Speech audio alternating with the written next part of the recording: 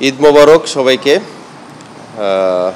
আসলে ঈদ উদযাপনটা সবাই চায় যে সবাইকে নিয়ে বাসার সবাইকে নিয়ে ঈদ করাটা, পরিবারকে নিয়ে, বন্ধুবান্ধবকে নিয়ে। তো বিগত দিনে আমাদের এমনও হয়েছে যে আমরা দেশের বাইরে ছিলাম।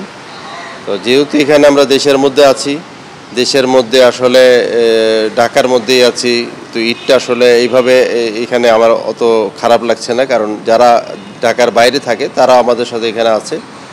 তো আমরা কিন্তু ভিন্ন আঙ্গিকে হামজাকে নিয়ে উপলব্ধি করলাম আজকে, যে এটা যে ঈদের পরে যে জামাতের কোলাকুলির পরে যে একটা আসলে কী বলে এই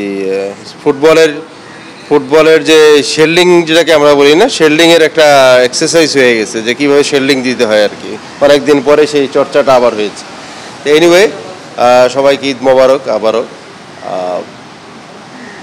উপলব্ধি আর যেটা হচ্ছে যে আমাদের ফোকাস একটাই, আমাদের মেন অবজেক্টিভ হচ্ছে যে সিঙ্গাপুর ম্যাচকে নিয়েই যত ঘিরে শত প্ল্যান প্রোগ্রাম।